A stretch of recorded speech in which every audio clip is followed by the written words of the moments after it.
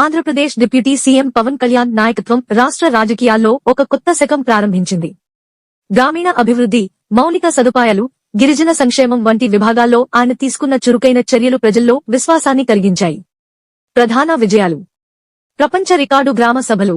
రాష్ట్రంలోని 13,326 గ్రామాల్లో ఒకేసారి గ్రామ సభలు నిర్వహించడం ద్వారా ప్రజల ప్రత్యక్ష భాగస్వామ్యాన్ని నిర్ధారించారు. ఇది ప్రపంచ రికార్డుగా నమోదు అయింది. విపులమైన గ్రామీణ అభివృద్ధి. 4,500 కోట్లతో 30,000 అభివృద్ధి పనులు ప్రారంభమై రహదారులు, పారిశుద్ధ్యం, తాగునీరు, సామాజిక వసతుల అభివృద్ధి వేగవంతమయ్యాయి. గిరిజన సంక్షేమం. గిరిజన ప్రాంతాలకు అధిక నిధులు కేటాయించి రహదారులు, గృహ నిర్మాణం, కనెక్టివిటీ, జీవనోపాధి అవకాశాలను పెంచే పథకాలను అమలు చేశారు. ఇన్ఫ్రాస్ట్రక్చర్ విస్తరణ. గ్రామీణ మరియు సెమీ అర్బన్ ప్రాంతాల్లో రహదారులు, పాఠశాలలు, ఆరోగ్య కేంద్రాల ఆధునికీకరణ వేగవంతమైంది. సమూహ పాలన ప్రోత్సాహం.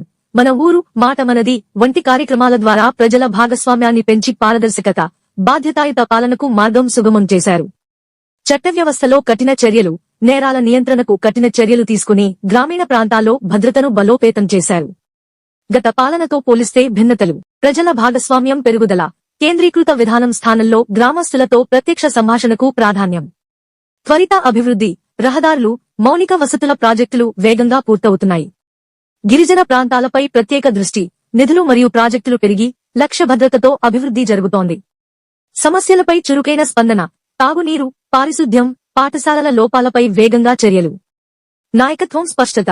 ప్రజల సమస్యలను స్వయంగా పర్యవేక్షించి పరిష్కార మార్గాలను అందిస్తున్నారు. జన్మదిన శుభాకాంక్షలు.